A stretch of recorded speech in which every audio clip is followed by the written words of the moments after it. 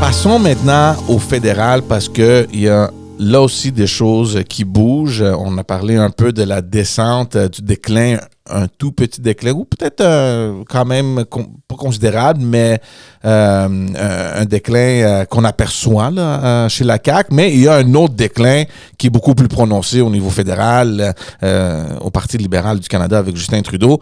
Puis, ça va pas bien du tout. Ça va pas bien du tout. On a déjà parlé dans ce podcast-là du fait qu'il pourrait avoir aussi de la pression interne dans son caucus. Il y a plein de choses que depuis la dernière élection, puis je te dirais même avant, qui ne vont pas bien pour Justin Trudeau. Et tout récemment, il a dû reculer sur une des promesses, lui aussi une des promesses phares, là, donc la taxe au carbone qu'il a introduit pas mal partout au Canada, sauf au Québec, parce qu'on a nous aussi une autre politique là-dessus, donc ça n'affecte pas le Québec en général, mais c'est quelque chose qui, tu sais, comme on dit en anglais, he's banging that drum, c'est sa plateforme. C'est sa promesse clé, là, tu sais. Puis, c'est rendu, je pense, la fin de la semaine passée, dans les provinces atlantiques, où il a annoncé qu'il va faire une pause sur la taxe carbone à cause qu'eux autres, ils se chauffent en utilisant le mazout. C'est ça. Et, bon, c'est ça qu'il a décidé. Puis, il y a plein d'autres... il y a plein d'autres annonces pour les inviter à faire des changements, à passer dans le gaz naturel ou dans l'électrique, des subventions qu'il a offertes. Donc, des petits bonbons pour les inviter à faire le changement. Mais ça, je pense que c'était plus le show, c'était pour couvrir ce qui se produit en réalité. Puis en réalité, il y a peut-être une frustration au niveau de son caucus où les députés qui proviennent des provinces atlantiques sont vraiment pas contents et il y a une montée du Parti conservateur. Puis ça, c'est historiquement des votes faciles pour le Parti libéral du Canada. D'ailleurs, durant l'annonce, on a vu pas mal tous les députés, ou presque tous les députés atlantiques du caucus libéral qui étaient derrière lui. C'était la grosse affaire.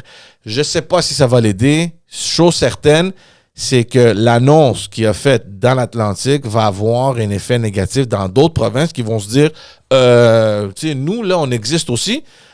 Nous aussi, on chauffe. Je sais qu'en Ontario, il y a aussi le mazout. Il y a d'autres provinces aussi. Ils chauffent en gaz naturel ou en électrique. Est-ce qu'on est moins important ou est-ce que nous, notre portefeuille est moins important que celui des Canadiens des provinces atlantiques? Qu'est-ce qui arrive? Puis là, je pense que Trudeau, il a dû pédaler un peu en arrière. Je ne sais pas c'est quoi que ça va donner, mais c'est certain qu'il y a quelque chose qui va mal au niveau de son caucus. Écoute, avant de parler de la considération plus politique de cette décision-là, je veux quand même dire une chose qui est super importante et qu'on a parfois tendance à oublier. Ce sujet-là, c'est la démonstration à quel point diriger un pays comme le Canada, aussi grand, aussi vaste, c'est compliqué. C'est très, très, très compliqué. Parce que, évidemment, c'est un vaste territoire avec des réalités qui sont très différentes d'une région à une autre, avec des intérêts aussi très différents. Et donc, en fait, c'est toujours très difficile à concilier. Puis là, tu sais, j'irai même pas à juger la décision. On va parler peut-être des conséquences politiques de ça, mais tu sais, ça veut dire une chose. Ça veut dire que parfois, des décisions prises mur à mur au Canada, ça peut être compliqué à mettre en place. Mm-hmm. Puis là, on le voit. Moi, je trouve quand même que au-delà des considérations politiques, au-delà c'est-à-dire de quelles conséquences ça peut avoir, je trouve quand même courageux, il faut le dire. C'est quand même courageux de la part du gouvernement fédéral de prendre une telle décision. Parce qu'effectivement, depuis 8 ans, c'est quelque chose pour lequel le gouvernement s'est battu, est allé, c'est-à-dire a fait la promotion de cette idée de taxe sur le carbone. Mais dans le fond, c'est leur plan environnemental majeur. Ben oui, c'est au cœur de l'effort de réduction des gaz à effet de serre et donc de lutte contre les changements climatiques. Là, ça, c'est certain. Mais tu vois, en même temps, on va se le dire, il y a aussi un contexte qui a aussi obligé à ça. Un contexte qu'il y a 8 ans, nous n'avions pas et auquel on ne pouvait pas penser. Celui d'une inflation aussi forte, aussi élevée, qui fait en sorte que les taxes sont perçues comme, comment dire, la couche de plus, celle qui nous met à terre. Tu sais? Et donc, c'est sûr qu'à un moment donné, les gens s'en sortent plus. Puis, la première chose que tu as envie d'enlever lorsque quand tu n'en peux plus pour faire baisser les prix, c'est d'enlever une taxe. Sauf que cette taxe-là, c'est pas juste des revenus pour l'État. Parce que ça, à la limite, le gouvernement, il peut prendre cette décision-là. Va devoir c'est pas aussi facile à dire, mais va devoir se réorganiser ses revenus et la gestion de ses finances. Mais par contre, c'est aussi venir perturber le plan environnemental qui a été mis en place. Alors, c'est sûr que quand tu es une province de l'Ouest où toi, tu te chauffes au gaz naturel et que par conséquent, tu es infiniment, j'exagère, mais tu es quand même, t'émets beaucoup moins de gaz à effet de serre en te chauffant au gaz naturel qu'en te chauffant en mazout. Mais toi, tu payes la taxe alors que tu pollues moins et que la partie du Canada qui pollue plus n'a pas de taxe. Tu sais, c'est sûr que ça crée de la frustration parce que cette inflation, elle n'est pas juste dans l'Est du Canada, elle est partout. En même temps, on va se le dire, les provinces de l'Est du Canada sont économiquement moins solides qu'une province comme l'Alberta aussi. Ouais. Tu sais, il y a quand même beaucoup de considérations là. Mais ça, c'est sur j'ai envie de te dire, c'est le contexte de tout ça. Maintenant, il y a des considérations politiques à ça. Les considérations politiques, c'est sûr que ça donne une impression d'être une sorte de recul.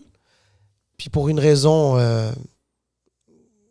évidente, la population généralement n'aime pas les reculs. Même quand la population n'est pas d'accord avec quelque chose, un recul est perçu comme « Ah, OK, ils ne savaient pas où ils s'en allaient.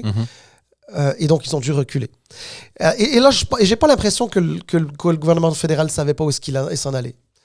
Moi, je pense que le gouvernement fédéral s'est juste retrouvé devant une situation où il avait l'obligation d'agir en se disant « On est obligé de le faire. » Et on va vivre avec les conséquences politiques. Ouais. Mais ça vient à un moment aussi où l'opposition, là, les conservateurs en ont fait un slogan, Axe the tax, Axe the tax. Pratiquement à chaque semaine, il y a des vidéos de Poilievre qui sortent là-dessus. Et là, tout à coup, Justin qui revient sur cette décision-là. Mais tu donnes toute la raison à Poilievre. Et en fin de compte, c'est lui qui sort dire nous, on le savait. Ça fait des mois maintenant qu'on le dit. On est content. Puis là, il va falloir retirer tout ce programme-là à travers le Canada. D'ailleurs, le NPD, il risque d'appuyer les conservateurs dans cette démarche-là. J'ai lu un article l'autre jour où Jack Metzing suggérait que oui, effectivement, on doit annuler toute la taxe. Puis, je ne sais pas investir où, là, mais si le NPD se joignent aux conservateurs, ben là, il y a un gros problème là, pour Justin Trudeau.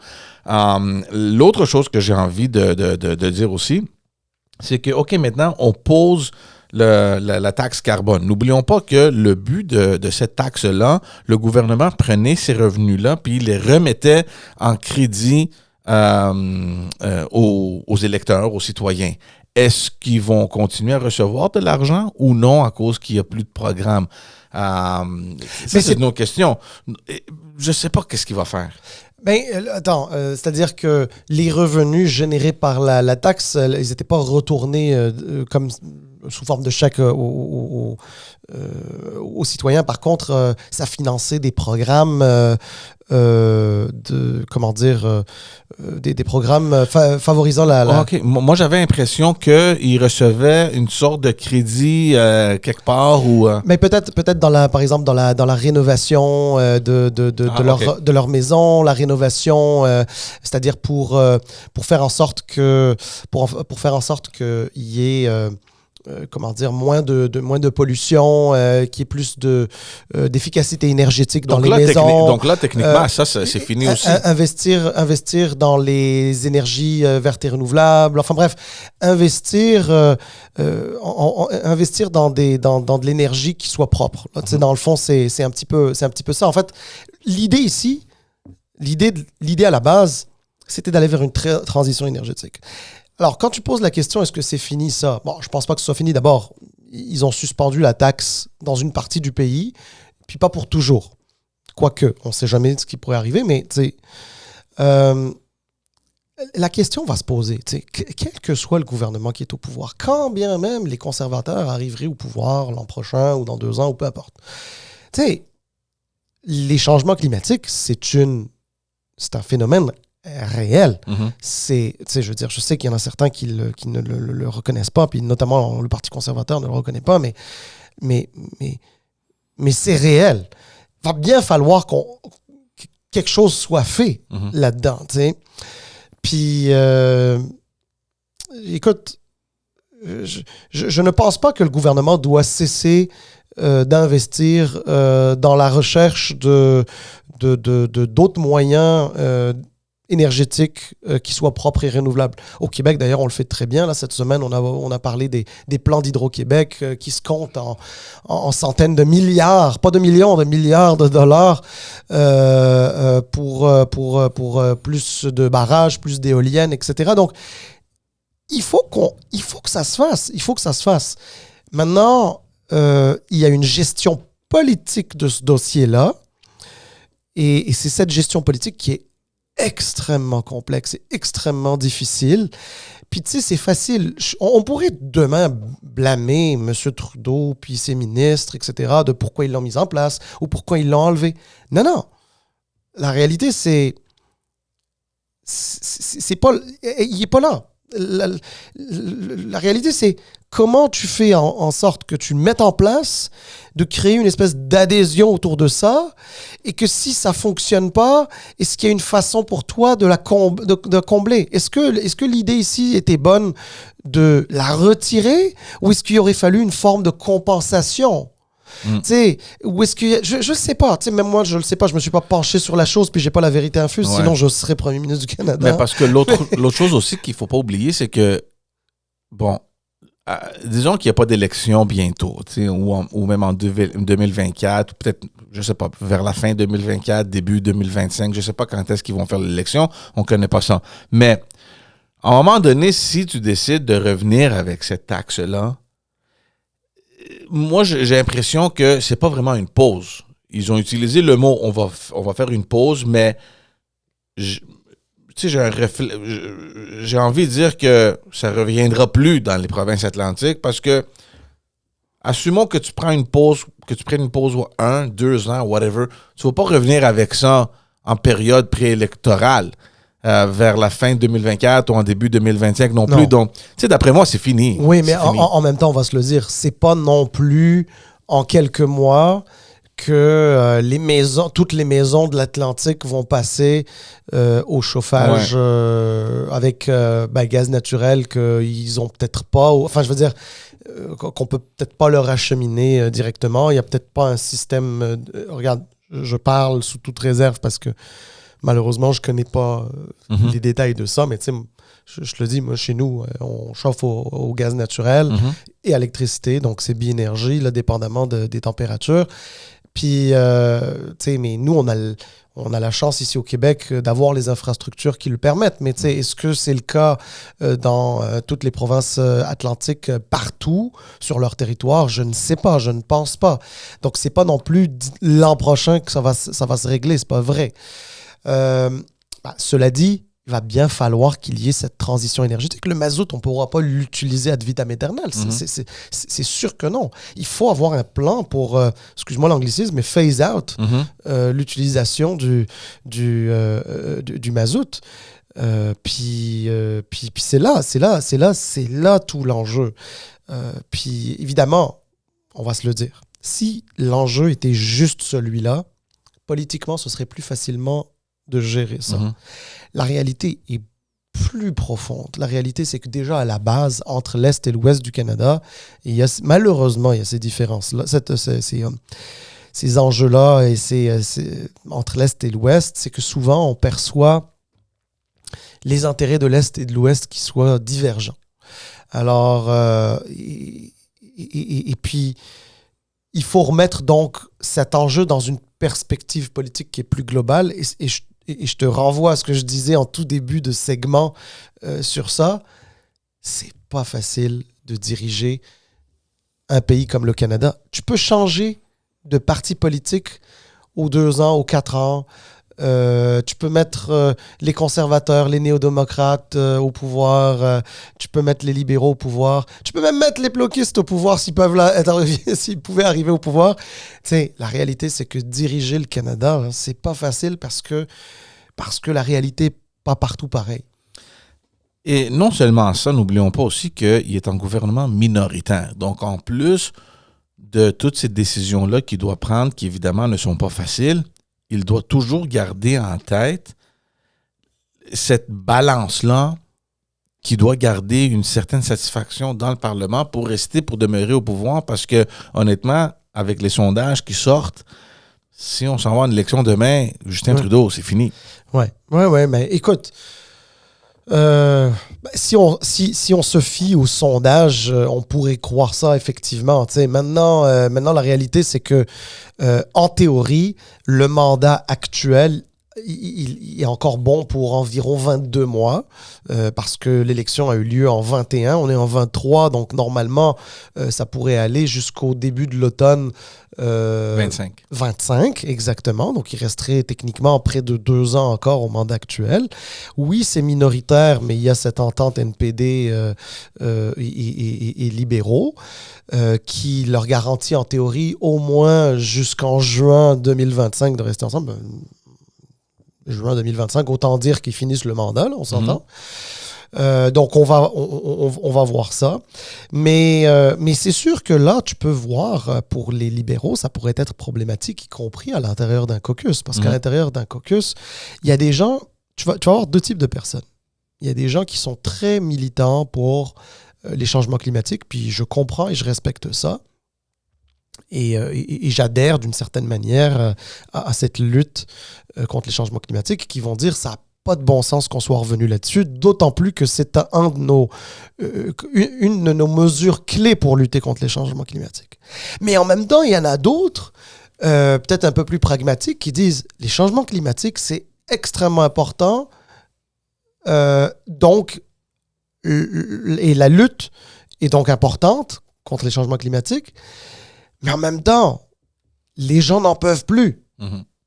Avec l'inflation, ils sont plus capables. Il va falloir leur donner un peu d'oxygène. Ouais. Parce que c'est pas vrai qu'ils vont pas se chauffer parce qu'ils n'ont pas d'argent de quoi payer. Ça marche pas. Il faut leur donner un peu d'oxygène, puis cet oxygène, ça a été ça. Et là, tu pourrais voir un clash, y compris à l'intérieur des rangs libéraux à ce sujet-là. On va voir. La chose, par contre, qui saute là, dans nos visages, c'est que tous les moves, là, toutes les décisions que Justin Trudeau semble prendre maintenant pour corriger ce que tu as dit, là, la situation actuelle, ben, il se rapproche dans les politiques de ses adversaires. Je ne sais pas à quel point ça va être aperçu par le public, je sais pas. C'est pas la première fois, évidemment, qu'on voit un gouvernement qui fait du millage avec une idée de ses oppositions. Ça sera pas la dernière non plus. Mais tout ça pour dire que il y a une raison que les sondages montrent les conservateurs continuellement monter au Canada, et avec les décisions que Justin Trudeau prend, malgré lui, ben ça donne pas mal plus de renforcement aux conservateurs. Puis bravo pour eux, parce que ils choisissent des batailles pour, je parle des conservateurs maintenant, pour leur donner des galons. Puis je sais pas. Chose certaine, c'est que le contexte politique à Ottawa a beaucoup changé ces dernières années, surtout depuis que Poilievre est là, parce que je t'avoue, Salim, que depuis le tout début depuis que Justin Trudeau est premier ministre, depuis 2015, il n'y a pas vraiment eu une opposition. Il a pas mal gouverné sans vraiment avoir de problèmes jusqu'à récemment. Ouais, j'ai envie de dire... Mais il n'y avait pas d'opposition. Il n'y avait pas d'opposition. J'ai envie de dire oui et non, parce que c'est sûr que quand il venait tout juste d'arriver en 2015, c'est sûr que les conservateurs se cherchaient un chef. Puis les néo-démocrates qui, à l'époque, voyaient le pouvoir à portée de main, étaient sonnés. Donc, c'est sûr que... au tout début, Justin Trudeau l'a eu plus ou moins facile, dans le sens qu'il n'y avait pas vraiment d'opposition. Mais tu sais, quand même, après ça, les conservateurs ont quand même eu M. Scheer. Bon, les résultats étaient peut-être pas à la hauteur de ce que M. Scheer aurait souhaité avec les conservateurs. Il a quand même eu la pluralité des voix en 2019. Aux élections, donc quand même. Puis M. Singh, que tout le monde pensait que à la première occasion, les néo-démocrates allaient le sortir. Ils ne l'ont pas sorti, il est encore là. De toute façon, ils ont une autre culture dans ce parti-là, donc ils ne changent pas de chef rapidement, parce que ce n'est pas un parti de pouvoir, ils n'ont jamais pris le pouvoir, donc c'est une autre culture. Donc, je ne peux pas dire qu'il n'avait pas d'opposition du tout, contrairement à M. Legault au Québec, qui, lui, littéralement, 5 ans plus tard, n'a toujours pas d'opposition. Ouais. Mais, non, ils l'ont eu. Bon, maintenant, écoute, chose est certaine, c'est que M. Trudeau et les libéraux sont au pouvoir depuis bientôt 8 ans. En fait, depuis 8 ans. 8 ans. En fait, je me rends compte que demain, c'est l'anniversaire du 8e anniversaire. En fait, voilà. Demain, c'est ça. C'était il y a 8 ans, donc quasiment jour pour jour, que Justin Trudeau a gagné les élections, a pris le pouvoir. Et comment je vais dire ça? 8 ans, tu sais, qu'on le veuille ou non, c'est dur de gouverner quand ça fait 8 ans que tu es au pouvoir. Ouais. Parce que quoi que tu fasses, on va te critiquer. Si tu le fais bien, on va te critiquer. Si tu le fais mal, on va te critiquer. Ça, c'est la réalité de tous les gouvernements du monde. C'est pas juste celui de M. Trudeau. Ouais. Mais tu as raison de faire mention de Pierre Poilievre, parce que, il faut le dire, aujourd'hui, il a le beau rôle. Je pense qu'aujourd'hui, celui qui a le meilleur rôle dans la Chambre des communes à Ottawa, c'est M. Poilievre. Il est cohérent avec lui-même. On est d'accord ou on n'est pas d'accord avec ses idées. Il reste que il y a une cohérence dans son message. Il y a une cohérence dans les messages qu'il martèle. Il a, à tout le moins dans la perception, je ne sais pas si c'est dans la réalité, mais dans la perception, il a adouci certains de ses messages, mais il frappe fort là où ça compte. Et il est en très bonne posture. Je ne te dis pas qu'il va gagner les élections, je ne le sais pas. On ne le saura pas, personne ne le sait, on verra bien. C'est surtout si c'est dans 2 ans, tu ne sais jamais ce qui peut se passer. Il y a plein de choses qui peuvent arriver. Mais il est dans une position qui est très enviable. C'est-à-dire comment je veux dire ça? Quand tu aspires à être Premier ministre du Canada et que tu sais que tu dois passer par la case chef de l'opposition officielle, tu as envie d'être dans la position de Pierre Poilievre. Ouais. Pierre Poilievre est dans une meilleure position que Andrew Scheer l'était en 2019. Il est dans une meilleure position que O'Toole l'était en 2021. Donc, tant qu'à être chef de l'opposition officielle en attente de devenir premier ministre, tu as vraiment envie d'être à la place de Pierre Poilievre aujourd'hui. Exact.